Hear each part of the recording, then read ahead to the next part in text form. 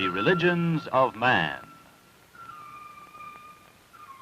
with Dr. Houston Smith, Associate Professor of Philosophy of Washington University.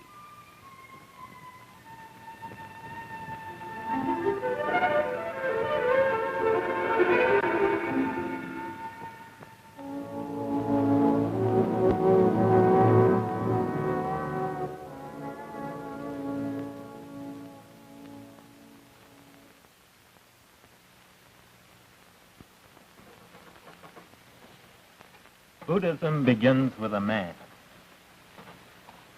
This is the way he is seen in temples and shrines and homes throughout the world. Shells on his head. In the middle of his forehead, the third eye, indicating the capacity for spiritual discernment. The capacity to see beyond temporal, right through into the heart of reality. His spine is always perfectly straight. His legs are folded in the characteristic lotus position of contemplation. Composed, absolutely serene, his hand is reached out in benediction to a suffering world. This is not an art object to the people who look upon it. This is a symbol of reality itself and the highest that man has been able to reach to this reality. Arnold Toynbee, our great historian, has said that Gautama Buddha was one of the 6 men who has made more difference in history than any others who have ever lived. Well, the world has known lots of great men. It's had its Napoleons, its Caesars, its Pompeys, but somehow these spiritual geniuses work on a different level. They speak to a different kind of audience. They're not backed up by any kind of temporal power. Usually they have no position as far as rank or status is concerned. And yet, in some uncanny way, their words strike home. They speak to the hearts of men and women where frequently their doctrines seem to go underground, remaining subterranean for sometimes generations, until suddenly the words begin to bear fruit, and we find that the world in strange has been transformed. How do you measure the quality, the stature of a life like this? Well, one of the ways, of course, would be to count noses, to number the best to follow him and say that there are millions, hundreds of millions in the world today. Another way would be to look at the impact on human history. And yet, somehow these are rather deceptive. Stalin has a lot of millions of followers in a way, following his doctrines, Lenin and Marx. And yet, they never were regarded in their lifetime in the way someone like Buddha was regarded. I think one of the most authentic ways, therefore, is to go back to the contemporaries of these men, the men who were actually in their presence, and see how they looked upon them, how they regarded them.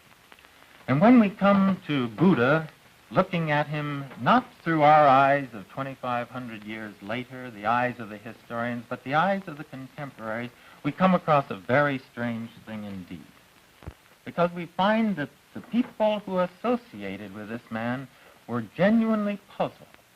They didn't ask the question who he was.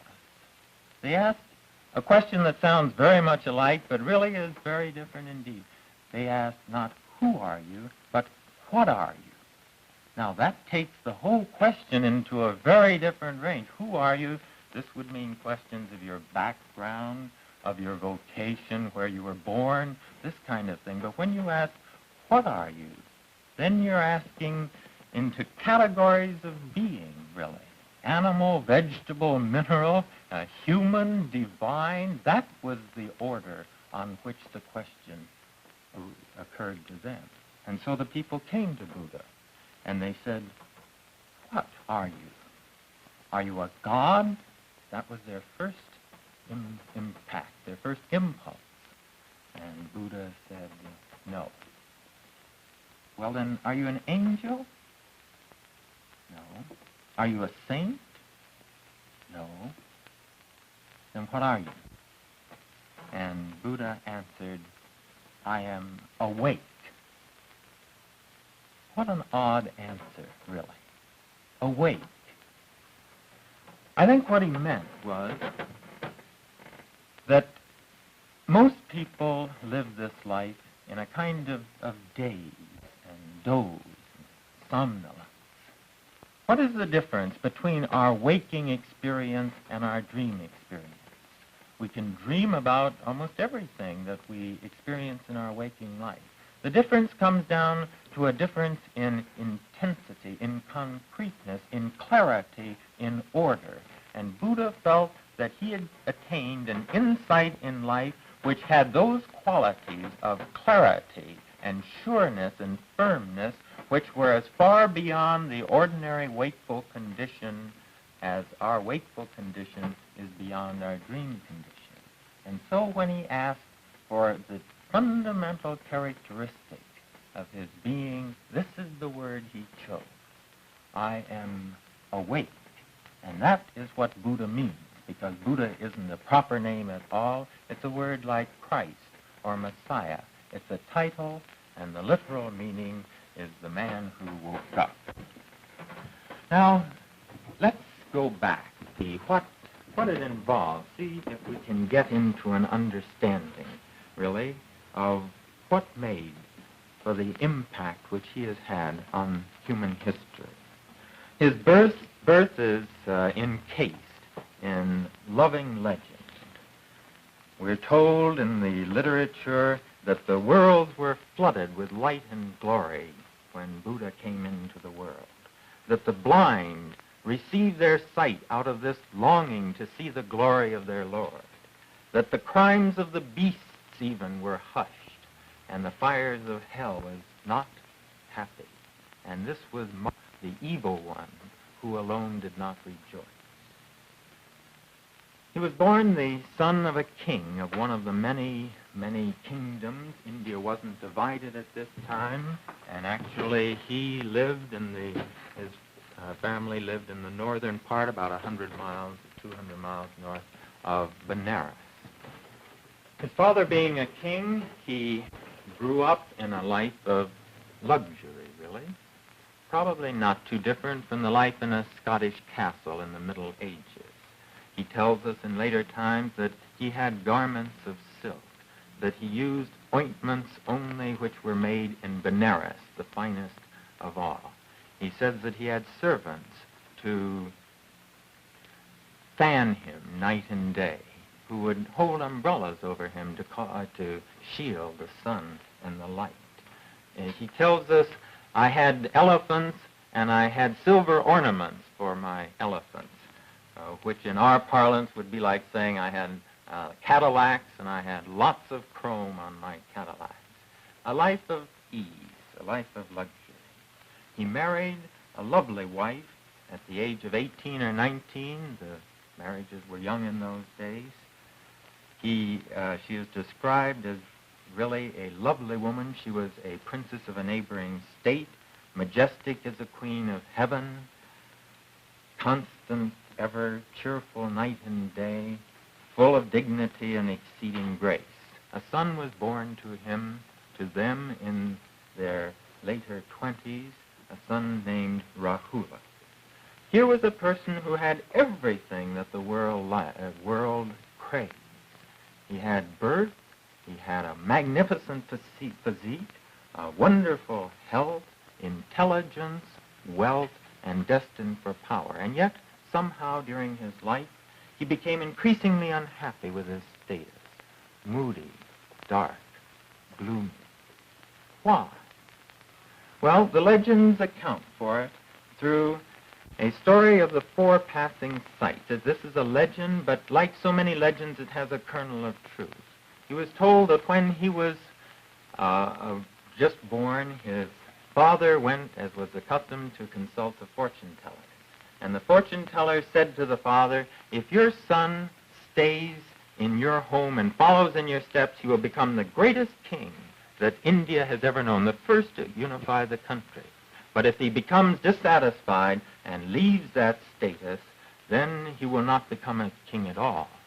He will become a savior of mankind.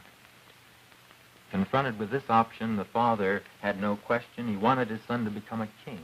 So he did everything to keep him satisfied. According to the legend, all unpleasantness was removed. All sickness, poverty, disease, death, all signs of it were cleared. And even when young Buddha went out riding in the chariot, the highways, byways, were cleared of these unpleasant objects. But one day, the clearers of the way missed their job, and a man who was diseased was lying by the side of the road. Buddha wanted to know what was the matter, and that day he learned the secret of sickness. On another day, the same thing happened. This time he learned the secret of the woe of old age. And a third time it happened, and this time there was a corpse that he saw. That day he learned the secret of death. And on a final time he learned, because he saw a monk in his yellow robe and shaven hair, he learned of the life of renunciation. This is a tale, but it's not merely a fable. It's a story with a point, because these point up what must have been true in Buddha's life, an awareness of suffering as it comes through sickness, old age, and death, and a determination to do everything in his power to help his fellow men who were caught in these mortal coils. Well, he grew increasingly restless in his condition of luxury, and when he reached the age of 29, he finally made the break from his family ties. The story of his departure is told. It's a dramatic scene centering in a banquet feast where the father is trying to cheer him up. Buddha sits throughout the evening immobile, refusing to utter a word, and finally the father, the rest of the guests depart, leaving only Buddha at the head of the table and the dancing girls that have been brought in to entertain him. When at 2 o'clock in the morning the dancing girls, through exhaustion, collapse, Buddha picks his way over their prostrate bodies, goes to bid a silent farewell to his wife and sleeping child, jumps on his favorite white horse, rides out to the forest, and with his attendant with him, he then exchanges clothes with his attendant, plunges into the forest, tells the attendant to go back to the castle with news of what he has done, and plunges into the forest in search of enlightenment. There follow 6 years, 6 years in which he gives his full attention to trying to obtain this enlightenment. First, he consults teachers of Hinduism, learning everything he can from them, only to find that it is inadequate. Then he tries asceticism, all kinds of restraints, self-denials, mortifications, holding his breath until his ears would roar, fasting so intense that they're unbelievable, only to come to the conclusion that this was not the way, but rather that the way in this regard lay in the middle path, halfway between indulgence on the one hand and mortification on the other. The concept of the rationed life, giving the body everything it needs for optimum functioning, just enough food, just enough sleep, but no more. Then, having come to that conclusion and putting aside his asceticism, he comes finally to a long period where, through intense thought, philosophizing, and a combination of mystical exercises, he finally attains to the enlightenment under the famous bo tree in the deer park surrounding Benares. He was then 35. 45 years lie ahead of him. After he attained this enlightenment, he rose and already there were some who were surrounding him for his teachings. He arose and he gave his first sermon in this dear part of Benares, which contains the essence, really, of his doctrine. And to this we should be turning in just a moment. But before we come to his teachings, actually, it's important to see the relation of Buddhism to Hinduism. Where did Buddha stand in relation to Hinduism? Buddhism, when we come to it, is a very strange kind of religion. Buddha teaches nothing about God, nothing about theology. There are no prayers, no rituals, no authority. He was opposed to the priests. He was opposed to tradition. Now, this is a strange and curious kind of religion, indeed. And the only way we can understand his stand on these points is to see where religion had come to in Hinduism. Hinduism had come to the point where many of these things, which are usually associated with religion, had become fetters, had become a burden. Take theology, for example. Well, let me put them all on the board. Theology, ritual, authority,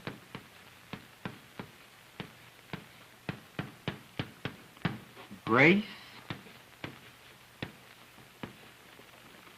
and mystery, and tradition.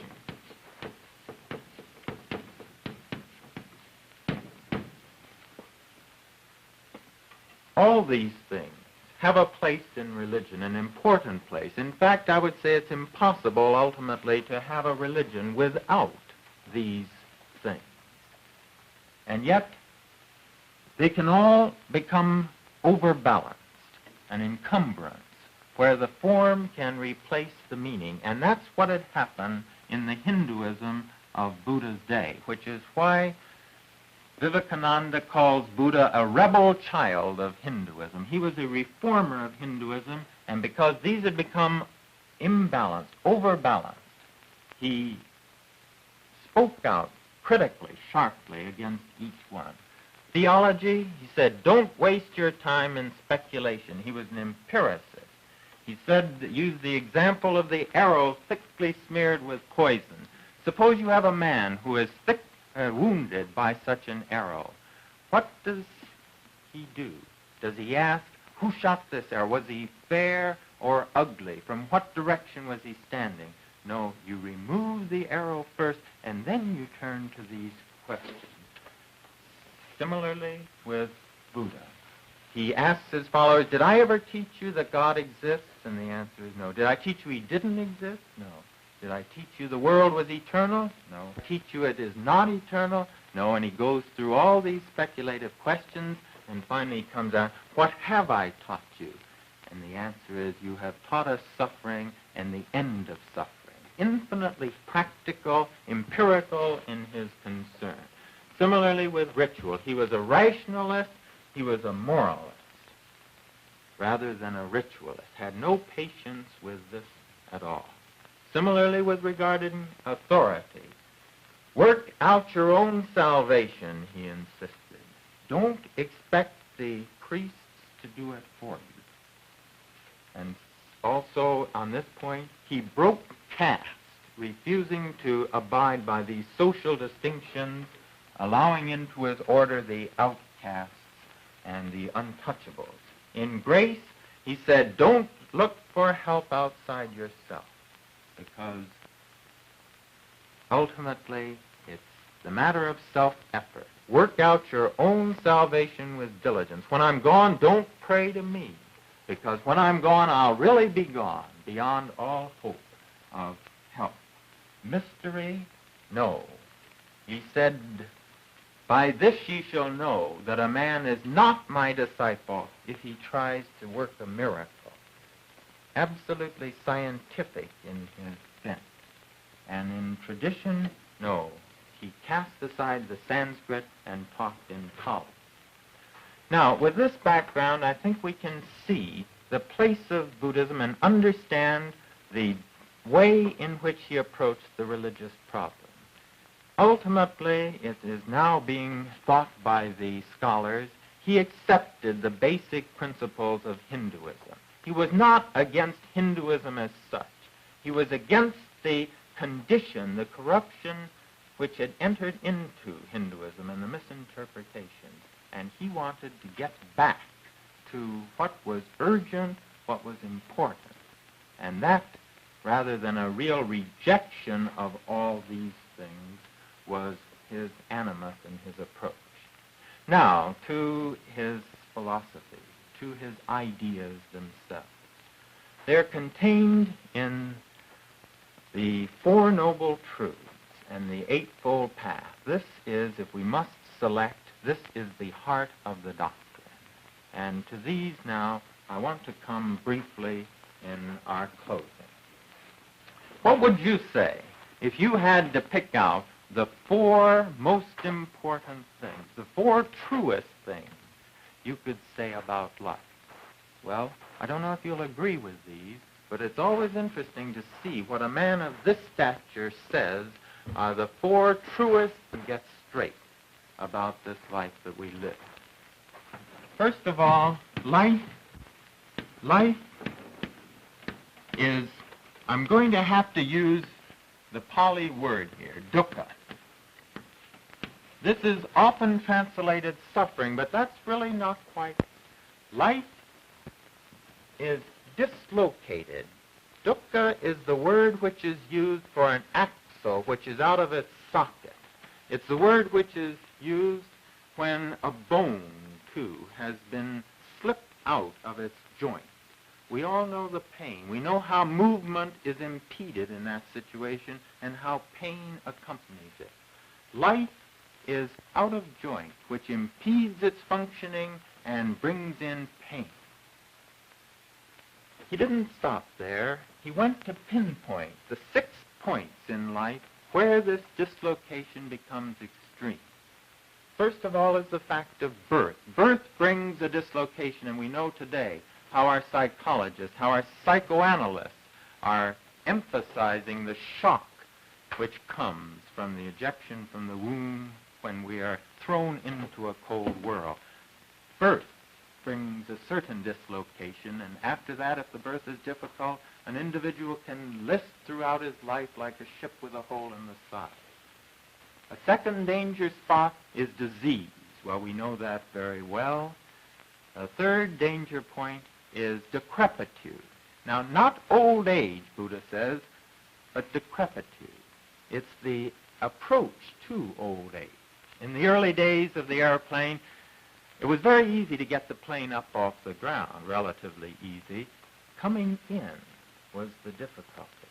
Youth, with its vigor, its vitality, can take off well, but what about the coming in life? Decrepitude, the third danger spot, and finally death was the phobia which, the fear of death which can characterize so much life. Wasn't it Jung who said he never had a patient over 40 whose basic problem didn't center in the fear of approaching death? Here then are some of the points where life gets out of joint. Now, having noted the symptom, the second noble truth goes on to the cause. The cause of suffering is tanha. I'm sorry but we have to get these basic terms straight, and they've been mistranslated in the past. This is usually translated desire, but that won't really do. A life completely apart from desire would be death, and to die isn't to solve the problem of living at all. This is not desire. This is wrong desire. Or, to put it more sharply, it's the desire for private fulfillment. The trouble is that we want satisfaction for ourselves. We want to increase the distance between ourselves and our fellow beings. And it's this distance. We want to have a higher salary or be more famous. And this pull towards separation from life, that, Buddha says, is what brings all the trouble.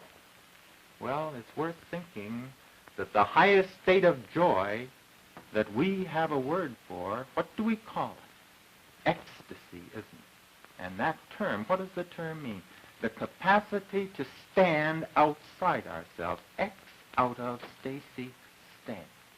It really comes in pretty close to what Buddha is saying here. But now that we've seen the symptoms, now that we've made the diagnosis, what's the prognosis? Is it hopeless? Buddha says no. A cure is possible. And the cure lies in the overcoming of tanha. It is possible. It's not easy, but it is possible to make this basic fundamental reversal in life from pulling apart to letting the circulation flow and joining again into life as a whole. Well, maybe it's possible, but how's it to be done? Is it going to be left? Is Buddha going to leave it up in the air this way with simply an abstract formula? And the answer is no. Buddha was a psychologist, infinitely practical. And so he goes on to point the way to the cure, and then what about the treatment? The way to the cure. And here he presents an eightfold path, a course of graded instruction, so to speak, which, if followed, will lead to the overcoming of tanha, which will bring back into joint and keep it from this deadly dislocation which brings in the source of all the trouble. Well, next week we're going to be turning to the eightfold path, the way in which this basic reversal in life is to be accomplished. We'll be turning from Buddha as theorist, as we've seen him this evening, to Buddha as practitioner. But as we think ahead towards the eightfold path, it's well to remember that behind the path itself lies the man who first trod that path. The man who could have been a king but chose instead to be a savior of mankind. Buddha, the man who woke up.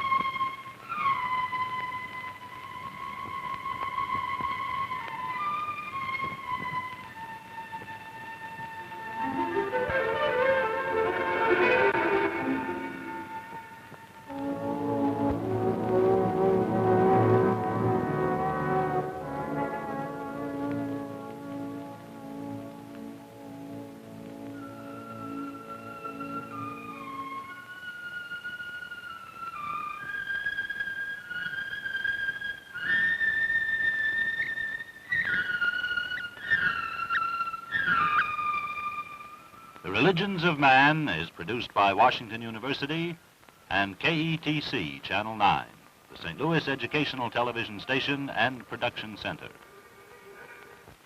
The preceding program was distributed by the Educational Television and Radio Center. This is National Education.